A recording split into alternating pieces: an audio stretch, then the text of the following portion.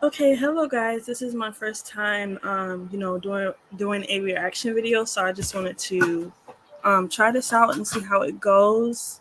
If you guys like this video, let me know. Let me know. What's going on. But yeah, if you guys like this video, let me know. Um, Also, please like and subscribe to my YouTube channel. In the description box, I'm gonna put all my social media links and a link to my blog because I actually just recently uploaded a new blog to my blog website called "How to Deal with a Narcissistic Person," and it goes through the effects of narcissistic abuse, how to deal with them, the signs and everything. Basically, just on basically the effects, short-term, long-term effects of how to deal with narcissists. Um, what else? Signs of narcissistic abuse. I put that on my blog post. Different forms of narcissistic abuse and how to deal with a narcissistic person from a Christian standpoint, slash Christ-centered standpoint, because I feel like a lot of a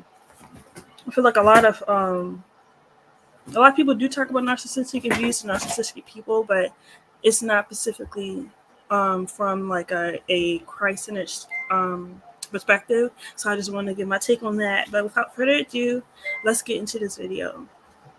First, I also want to say that I'm not a cheater. Um, I'm not the type of person that cheats. I also don't tolerate cheating. I don't like cheating at all. But I do believe that people who have cheated can learn from their experiences, and do better and be a better person. So yeah, let's get into the video. The person that you cheated on needs to know. So if you're gonna say like, I'm not gonna tell them because of psychological damage, it's honestly you're not even taking accountability for what you did. You chose to cheat. Disclosing that you cheated to the person that you cheated on is not accountability. That is just revealing That is information. taking accountability. I would consider that as a form of taking accountability. You're so open. That's delivering Be open news. about this. That Maybe is it's a the form first of step taking towards it. accountability. I agree with you. Maybe it's the first step.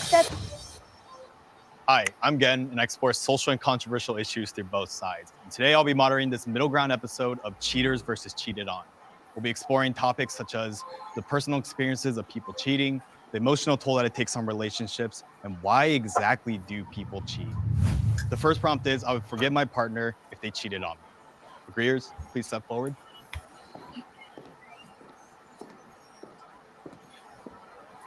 I feel like from the side of being cheated on, I think the biggest thing to understand is that forgiveness is something that everybody does deserve. I think that once we get into the discussion of why somebody cheated, we can really understand whether or not that person is sympathetic and whether or not that person is somebody that you want to keep around in your life. But I think forgiveness and keeping them in that same relationship are not synonymous. They go separately. I completely agree. However, I do think that forgiveness is something that we give to ourselves, not necessarily somebody else. So in the event that my husband cheats on me, I would be giving him forgiveness so that I could set myself free from any hostility or anger that I may hold on to in the event. I think it should benefit both sides in that sense. Now, whether that other person takes it and uses it to their benefit, you can't control that, and it shouldn't be up to you to try and push that. But yes, also making sure that that forgiveness is for yourself as well, so you can move forward, whether it be with that person or alone, and not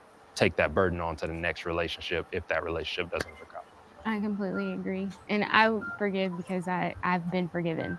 So, and I'm a Christian, so I believe in forgiveness. I believe that we should forgive people because we have been forgiven. You know, you can have short-term forgiveness.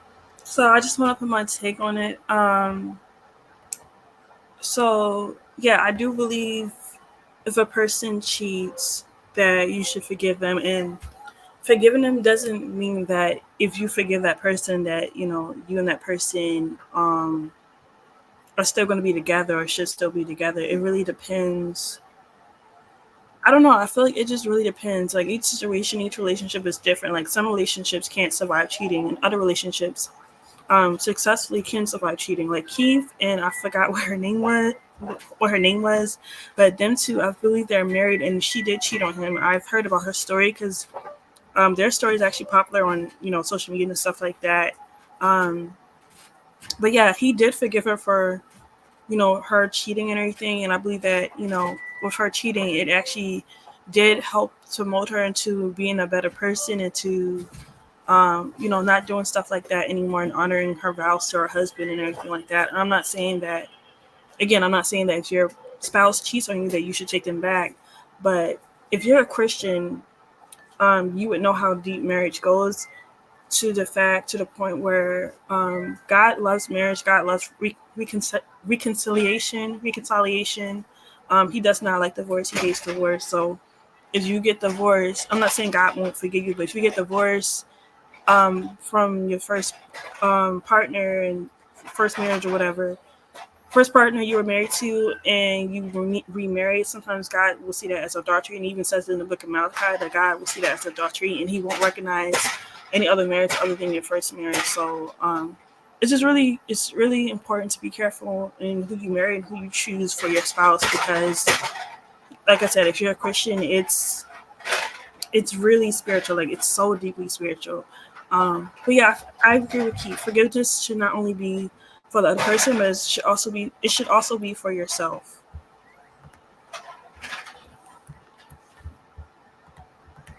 And long-term forgiveness, and it's like, are you addressing the root of the issue? Yes. And really, if you're truly forgiving, and forgiveness is something that comes with maturity and with life experience, it's the whole circle of forgiveness. You get so much, and you release the other person and yourself from anything, and then you can move forward from that Yes. point. One thing that is interesting, though, is that there are 3 people from the cheater side who have sat down, but only one of them cheated on. That is interesting. I guess I'd be curious to hear more so about your guys' experiences, because it seems like in this instance you were cheated on. Yes. So I cheated on him. Yes. And he forgave me. But I guess I'll let you explain that. Forgiveness is a step-by-step process. It's not anything that does happen instant. And for us, that was something that we did step by step. And as you said, getting down to the root of it was a big thing, to where all questions have been answered. All things that were left up to an idle mind are no longer there. And so by getting down to the root of it, I can also figure out, okay, were there some areas that as a husband, I did not uphold what I needed to be? It might have been that you might have felt emotionally you couldn't feel like you can come to me. So do you feel like you have equal blame in the cheating that occurred? Can I interrupt? I think that bringing the conversation to the concept of blame, I think you actually kind of have to understand the purpose of blame. And I think that the purpose of blame is to shift responsibility.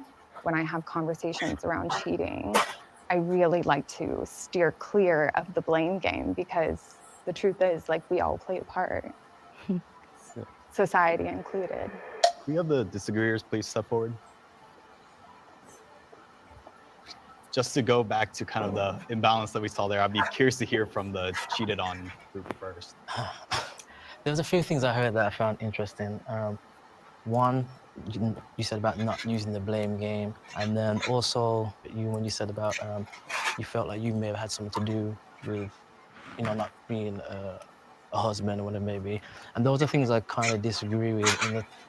Like, I know most of us walk with good intentions in life, right? We're all trying to be a good person, yes? Or maybe not. But at the most part, you start off that way, right?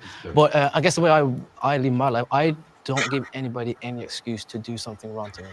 So if you do something wrong to me, you have to kind of go out of your way to do that. And this idea that you start saying, well, it must have been something I did. It actually might not have been. It might have been just the other person wasn't where you were at as a human being. And also the other thing I heard was about, forgiving for yourself. I've never understood that statement. They did something wrong, I'm just going to move on. I'm not going to hold any ill will to you. It just happened.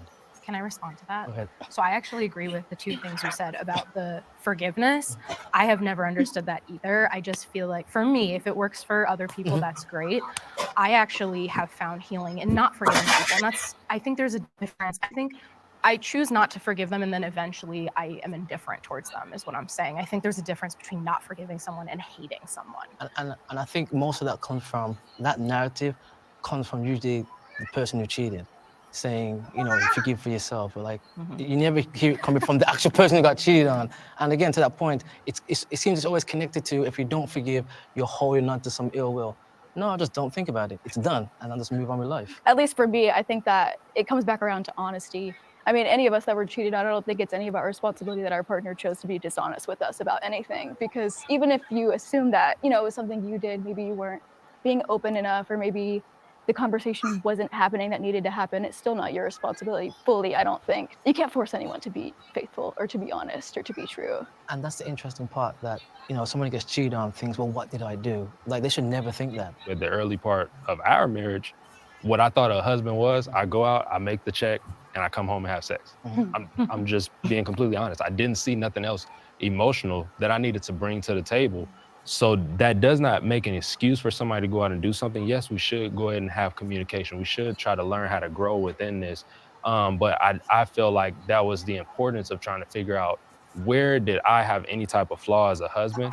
Because even if we would have decided we're not going to work it out, I don't want to go and keep recreating the same type of marriage. I just want to say, I think it's really interesting that you're the only person from the cheated on and I was the only person from the cheated side. And speaking from my personal experience, because my partner also used to be a cheater, and we came together, and, you know, maybe part of it is just us growing up, you know, or we committed to each other, but we consciously made the decision to grow together, grow separately.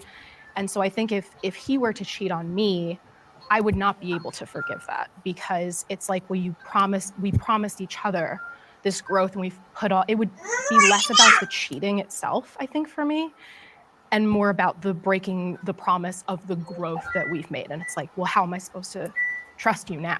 For my specific experience, it was more of a physical thing. I was a virgin and I wasn't ready to do that yet. And the guy I was with was a couple years older than me, and he went out and did that. And I could never forgive him, because the physical thing was something that we could never fix. I wasn't gonna have sex with him, you know? So forgiveness for me was very hard, because there was nothing to work on for me. So there was nothing to improve that relationship. So it was over. I'm just curious, if he had, I have no idea what your relationship was like. Go for it. If he had come to you and said, I love you, I care about you, this is something that I really need, how would you feel about, like, you know, allowing him to go out and do that? Or would you like, we should just break up then? Totally. I mean, I think that I was getting to the point of potentially being ready. But after he did that with someone else, then I was like, okay, no. And I literally did not speak to a man for like 3-4 years. Like, it was a very emotionally traumatizing for me. I was only 16.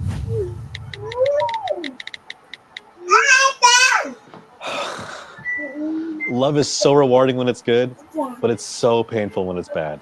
Even when you know you've been wronged. As time passes, it's hard to heal, especially if you don't have a solid support system. Luckily, BetterHelp, the sponsor of this video, is there for you when you need a little extra support to make it through hard times. BetterHelp makes starting therapy easier and much less intimidating for a lot of people. They have over 30,000 therapists in their network, so it's easy to find a therapist that gets you. To get started, all you have to do is visit betterhelp.com/jubileemedia to fill out a few questions, and you'll be matched with a professional therapist, in most cases within 48 hours. You can even choose how you want to meet with them, whether through a phone call, video chat, or through messaging if you're not in the mood to talk. And if you feel like your therapist isn't a great match, you can easily switch therapists with a click of a button in your settings, and there's no extra charge. Join over 4 million people who've used BetterHelp to start living a healthier, happier life. Click the link in the description or visit betterhelp.com/jubileemedia. Plus, clicking that link supports this channel and gets you 10% off your very first month of BetterHelp, so you can connect with a therapist and see if it helps you. Thanks again to BetterHelp for supporting this channel.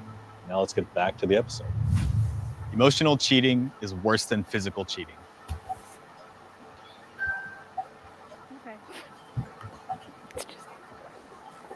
Okay, so just to get my side on things on how I feel about that statement, they're both equally wrong. Like, I don't feel like one is worse than the other. And you're about to hear some of these people say that, you know, it doesn't matter unless it's physical, unless it passes the physical part or gets to the physical part where you physically, you know, have intercourse with someone. But for me, I don't know, because even as a Christian, even if you think about or look at another woman or another man, you're lusting after them, and you've already committed adultery. So with that said, it doesn't matter if it's emotional or physical because both are equally worse. Both is still cheating. It's just different forms of cheating, different levels to cheating. For some people, one will hurt more than the other. For some people, emotional cheating is not going to hurt someone. It's not going to hurt some people because, again, it's not physical. Whereas for other people, it's going to hurt because you're creating an emotional bond with someone else other than fixing that bond or strengthening that bond that with your partner. So I don't know. In my opinion, it doesn't matter. Like, it's still cheating either way. So, yeah.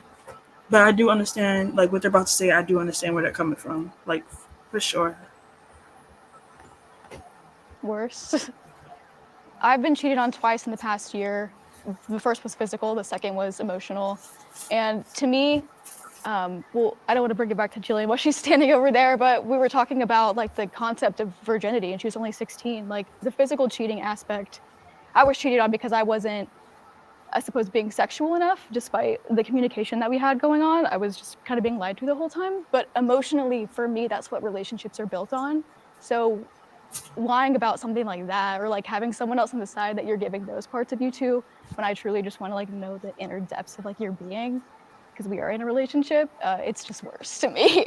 You hesitated to come up. Hesitated to come up because I think the word worse is like, it implies that there is a level of significance to whether you act on it or not. And I think ultimately cheating comes down to managing your own thought life. And as far as what you said about you not meeting his physical needs, I'd like to... It was her, but yeah. Oh, her, sorry? You're good, same deal. I'd love to shirk that off of you because what somebody else does in life is a reflection of them, not a reflection of you. So like as far as the, oh, I didn't meet physical needs of my partner, I think you can't really say that because if they weren't vocal about it, right? Absolutely, which is like, that was the main reason and one of the only reasons that we broke up, and I called it off, and I was still never apologized to. It was never acknowledged that it even happened. Yeah.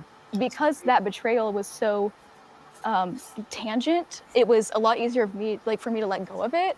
But having like a deep emotional connection with someone, I like tried again with an ex, and then I ended up getting emotionally cheated on. I had much more of a deeper investment in the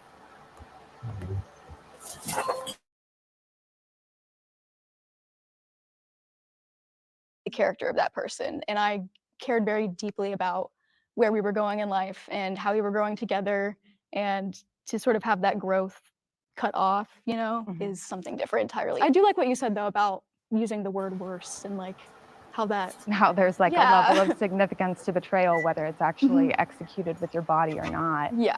I think that it's still betrayal. Yeah, it's still a betrayal, right?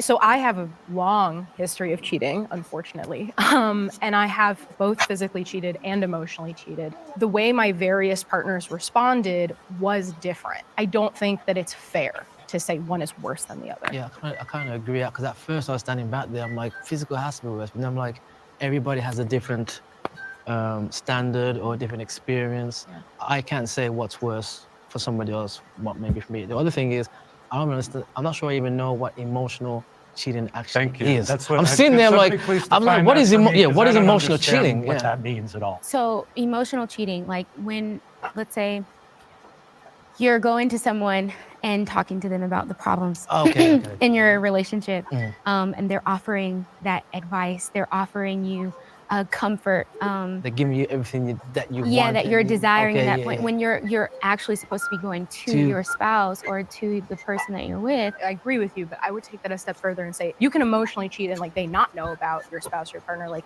it's about having a relation, like you're talking to them with the way you talk to your partner. Because I have my my high school sweetheart. I was in love with someone else. I was in love with two people at the same time. It was very complicated. But before anything ever physically happened, I was emotionally cheating on my boyfriend at the time because I was talking to this guy like he was my boyfriend too, even though we weren't together. And I know people who have divorced, who have left their marriages because it was like, well, I've fallen in love with someone else, even though we've never done anything physical. Whereas by that same token, you can also have like a one-night stand and it be purely physical and not emotional cheating at all. It's funny because like it seemed like you're describing when you're trying to get to know about somebody because you want to date them. So that's why it's kind of like really. Let me help you. Yeah, it's kind of like confusing me. Emotional cheating begins when you have a relationship with somebody that your partner is not aware of. Okay. And A the romantic depth- relationship. Yeah. So for me, I think lots of things. I look at lots of people. I expect that whoever I'm with is thinking whatever they're thinking while they're looking at people. And relationships that we all have with each other, for me, like my girlfriends and I've been cheated on and cheated, and it's all complex and complicated and based on a case per case basis until they take action, some kind of action where they're physically engaging with another person. They're not cheating on me as far as I'm concerned, because they're living life as a human being and they're just feeling and thinking and fantasizing and doing all the things that we all do because we're human beings, and that's what we do. And that's how you feel. Yeah, about it. That's how I feel about it. That's why I said it about 3 or 4 As someone times. who has cheated, did you feel, if you've ever felt some type of way, whether it be guilt or anything, did you feel worse about emotionally cheating or physically cheating? I've never emotionally cheated. I'm a human being and I live my life. And if I think something or I have a relationship with her where I'm telling her about my relationship and I'm falling in love with her, that's okay. I can feel that. But until I do something about it, I haven't cheated. I haven't done anything to my partner. I've been cheated on multiple times, so it's just like, and it's always been like a physical thing, and it's really hurt me, and that's why I think the physical is worse for me personally than maybe the emotional would be. But I can totally see both sides because emotional is difficult too. But for me, the thing that sets my like romantic relationship apart from a best friendship is the intimate physical stuff. For me, I can have tight relationships with other guys, but I'm not going to go sleep with them because I'm not romantically involved. Oh, I'm still very close with my high school sweetheart. We're Totally. very good friends. Yes, and I have exes too that I can be like, we're chill, but I'm not gonna go hook up with you in the car, like, you know what I mean? Right, like, and we have that trust. Like I said, I think at the end of the day, it's situational. It's for some people, emotional cheating might be worse. For some people, physical cheating might be worse. For some people, it's the same. It's interesting. Let's move on to the next prompt. Okay. I would date someone who cheated on others in the past. That was so fast. I agree wholeheartedly. A person's past is indicative of who they were at that point in time, not necessarily who they want to become or who they are in the present moment. And I think what's most important is who we are in the present moment. I agree too, because I believe people can change. I changed, so I believe that. Now, can you make someone change? Like, obviously not, but I agree with that. Yeah. No, I agree wholeheartedly. I feel like if somebody did something, say for example in their 20s and they're in their mid 30s now, I can't hold them to that past. Right. There's things that I've done, and so I feel like it would be wrong for a person to say, hey, you can't change, you can't come out of that, and so who am I to say I'm not going to date you because you did something to somebody else? And I think those are things that you would only figure out like the surface level stuff early on anyway, before you get down to the deeper details. I am currently dating somebody who So yeah, I agree. Like, I don't think that, like, I would date someone who has cheated on others in the past, but that's only if they truly learn from it. That's only if they truly learned their lesson or truly learn from doing that. If it's a thing where it's a pattern, and or if it's a thing where it's a pattern, or I believe it's a pattern where they might repeat it with me, or if it's a thing where they do cheat on me, even if it's just one time, like, I'm not gonna continue the relationship after that, because like your past, someone's past can tell you a lot about someone, but someone's past doesn't have to be their future. It's only if they are showing actions, if they are taking those same actions that they did in the past, like if basically if they haven't changed from who they used to be, and if they're still doing the same things that they did in their past, and no, I wouldn't date someone. But at the same time, I would not hold over someone's head who has done stuff like that, because we've all done stuff that has been morally wrong. We all have done stuff to hurt other people and everything like that. So no, that's not something I would hold over someone's head and judge someone for. Um,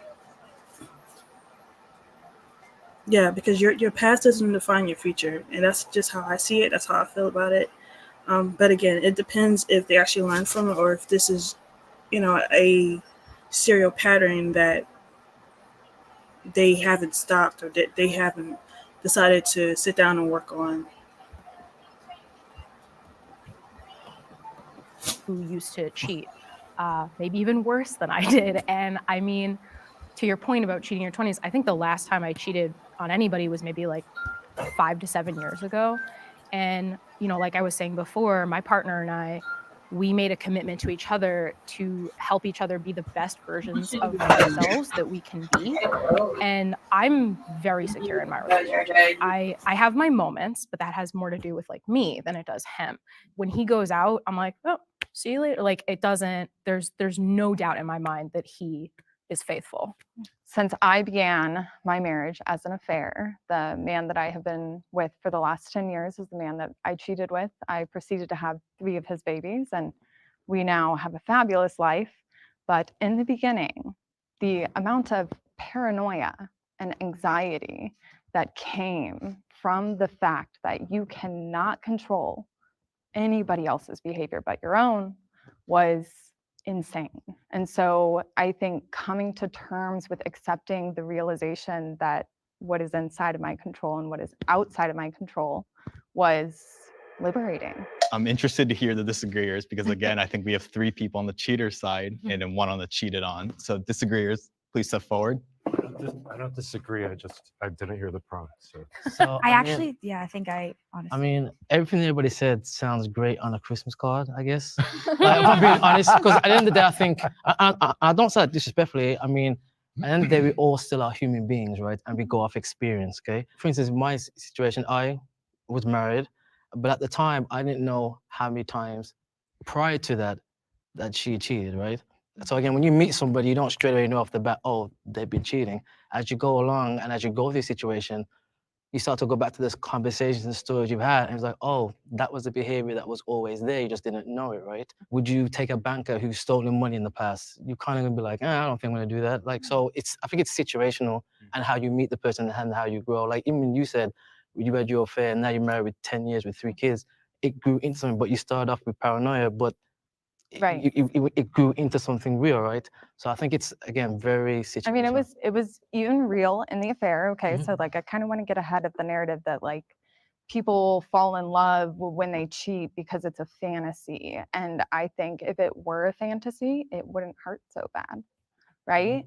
So I really like to keep it in the reality sector, just because I think it invalidates the experience. And what you just shared actually hits on the fact that your ex-wife, your ex-wife had serial cheating. And I am of the belief that serial cheating exists if you don't understand why you do it. So if we do not actually do the deep dive and understanding why we behave the way that we behave, we'll never be able to correct.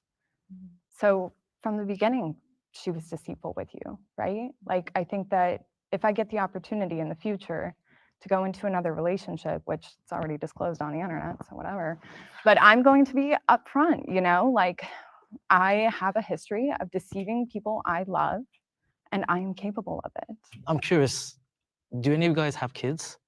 We do. Yes, we do. And I think that brings up a whole nother dynamic for me when I went through mine, because I had kids involved. And that was kind of like, and it's like, not saying that's worse or better, because cheating is cheating regardless. But again, being real and being a human being, you're going to react a different way because you've got kids involved. So I'm going to Do you think you're going to be a lot more, when you go and date again, would you be a lot more stringent on your requirements than now that you do have your own kids? I think that's just a natural thing. Not saying that's justifiable, but like, you're going to have standards. You've been through one thing, there's certain things that you're going to not tolerate.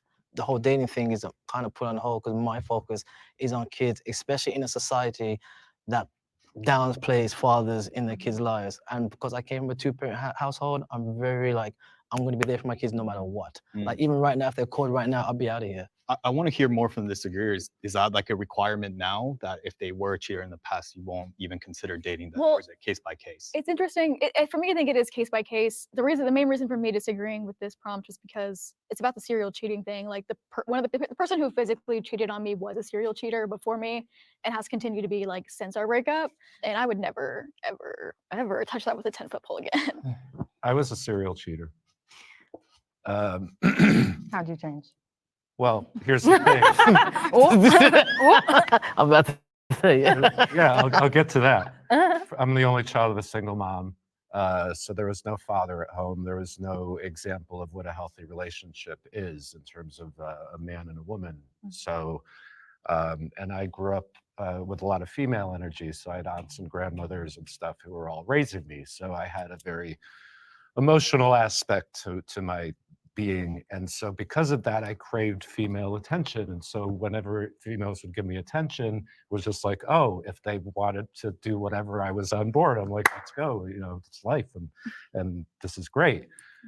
And then after after starting to mature and grow up a little bit, I'm like, this doesn't feel good. This doesn't feel like the right thing to do, you know. I can't even explain it. It just kind of descended into my being. And I was like, this is not you. You're not this person. And that's where I found one sense of my character and integrity about myself. I am also a serial cheater, and my partner was a serial cheater as well. And we were very honest with each other in the beginning. As soon as it was serious, you know, hey, I have this history. Oh, me too. And he was able to communicate to me, this is why I made these horrible choices.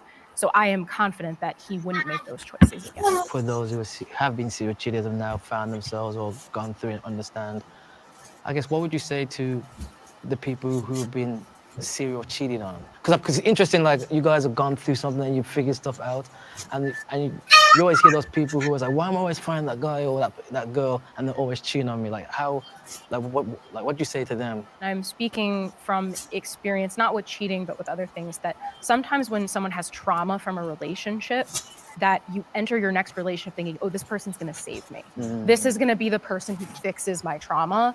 And it becomes this cycle of trauma where that person then is like, oh, this person thinks of me as their savior, and they'll take advantage of that. And that is not, like, I'm not victim blaming. That is not to say that, like, and it's your fault. No, but that's a relationship thing. Yeah. What you're talking about is like in relationships, when you find yourself finding the same kind of people, you have to stop finding people and go, what is it about me? What do I have to figure out about me and what's going on? And how I feel about other people and what my boundaries are and all kinds of things. Yeah. It's the types of energy that you might be. So yeah, I definitely agree with this because I've also, like, personally, I've run into the same type of partners, just a different person, just in different bodies. I mean, same person, well, not really the same person, but different people, same patterns, same behaviors, and everything like that. So I definitely agree. And so I had to take a step back and look at myself and analyze, like, what am I doing wrong? Like, what am I, like, what am I allowing? What am I tolerating? What, you know what I'm saying? And, you know, being single for almost a year now, because I broke up with my child's father, like, in June, July, I don't really remember what month. But yeah, I broke up with him in June. So I've been single for almost a year. And what I find is there's beauty, even though it's lonely being single, there's also beauty in being single, because you also get to understand and realize, like, certain things that you allow in a relationship, certain things that I tolerated in a relationship that I should never ever tolerate, that I should never ever allow ever again, which I will never allow ever again. I would never allow myself to be so mistreated and disrespected and all that. But yeah, it's just to say that I definitely agree with this. Like, you have to look within yourself when you realize that you're choosing the same type of partner. Like, you really have to look within yourself and ask yourself, like, what is, you know, there's not, like, it's not your fault that these people are doing you wrong, but you have to really look at yourself and say, like, what is wrong with me that I'm allowing myself to be tied down to these partners, or I'm allowing myself to date the same type of partner. Like, I shouldn't be selling for partners like this or for people like this and everything like that. And I'm not saying I'm above anyone or anything like that, but I'm saying like basically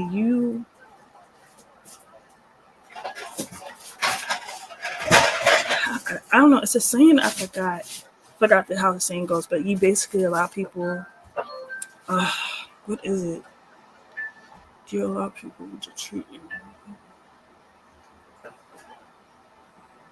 Basically, like what you allow people to do to you is how they would treat you. So whatever you tolerate, whatever you allow in the beginning is how someone's going to treat you. So like you really have the power because you're because like you're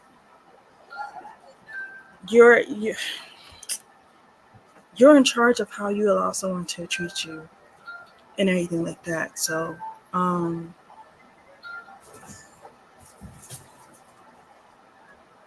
yeah, you're in charge because I forgot what the saying was. Like, hold on, let me see if I can find the saying.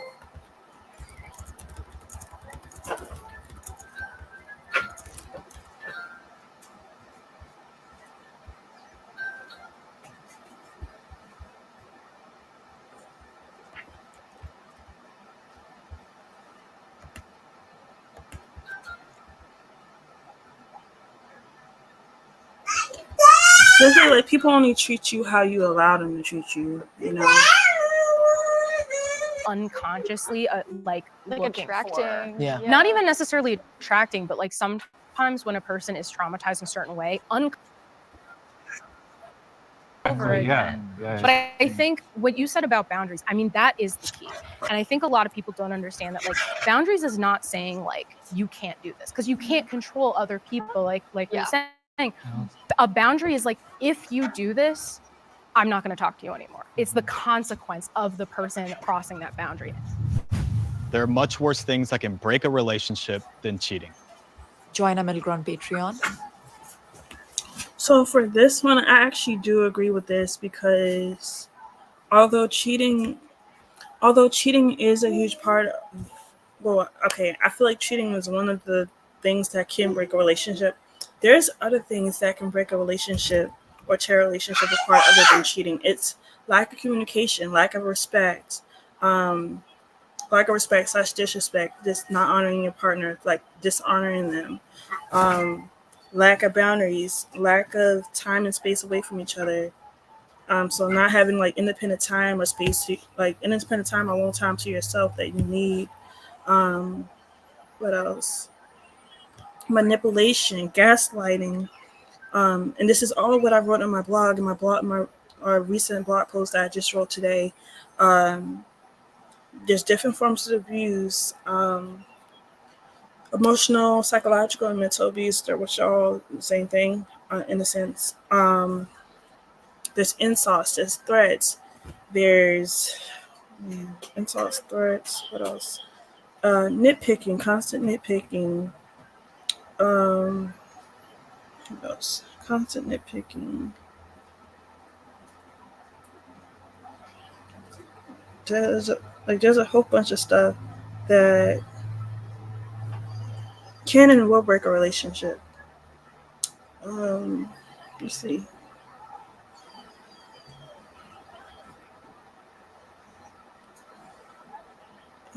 Constant accusations, like always accusing your partner of stuff that they're not even doing. Lack of admiration, lack of affection, not respecting each other's boundaries. It's a whole bunch of stuff other than this that can break a relationship. Incompatibility, which is a huge one because if you're not compatible with each other, or if there's only like a few things that make y'all compatible, then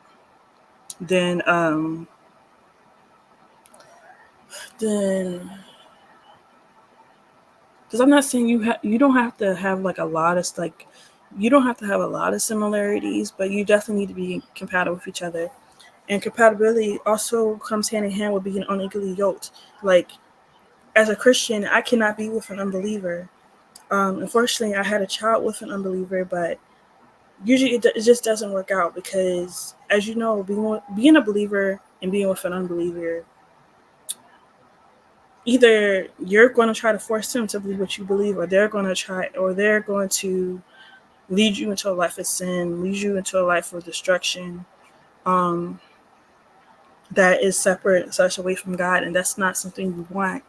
And I'm so glad that I came to my senses, and that now I'm walking in my purpose, now that I have a relationship with God and everything like that, because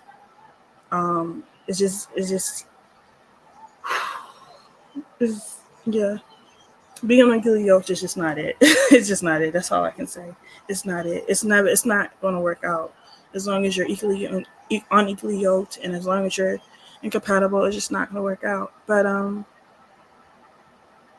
what was I talking about? To watch this exclusive prompt. But yeah, I agree. It's okay to express attraction to others while in a relationship. I don't know about this one. As the only person from the cheated on section, I think that it is okay, because personally for me, again, like talking about how I think that relationships are built on honesty and communication, I would rather know that you have attraction to someone than you just keep that on the back burner and not tell me. Like, let me know. Attraction is human. Love is only human. Desire is human. I have not cheated on anyone. I have absolutely no plans to cheat on anyone. But like, if I found someone attractive, I would tell my partner. My current girlfriend is amazing, and I would hope that she. Although I'm not lesbian or bi, none of that, fully straight. But I don't know. Like, I don't know if I would tell my partner if I was attracted to someone else. And again, I know that, and I do agree with what she said as far as like, it's normal because it's normal to be attracted to other people. It's normal to have an attraction to others and everything like that. Like, it's totally normal. But for me, I would think about like what is really the purpose or the motive behind telling your partner that you find someone else attractive. Like, because I know like for some people, like they may ask their partner if they find another person attractive other than them, and the reality is they really don't want to know the truth. So like they may ask, but if your partner tells you that they're attracted to someone else, although they would never act on it, I don't know. I feel like some people would, instantly get jealous or feel some type of way about that, and so that's why it goes back to my reasoning of like, what would be the purpose of asking someone or telling someone that you find someone else attractive? Like, again, it's normal. Like, yeah, it's normal. There's nothing wrong with that. But I don't know. Like, that's a difficult one for me. Like, for me, I mean, my partner could come to me about anything. I don't have a partner yet. I'm single mother, single as a Pringle. But yeah, if my partner told me that he found someone who's attractive and everything like that, like, I'm not really gonna make a big deal out of it. My only thing is that you don't act on that, or that you're able to even if you're attracted to someone, you're able to control your desires or whatever, or your attraction. You're able to control, your attraction to someone else. But I think it's a case by case basis. It really depends. I think I'm going to stop here with this, and I'm going to continue this probably either tomorrow or Monday. Thank you all for watching. Please like, comment, subscribe to my YouTube channel. Also, subscribe to my blog by filling in your first name, last name, and your email address. And check out my latest post on how to deal with a narcissistic person from a Christian/Christ-centered standpoint. Thank you guys. Have a good night. Bye.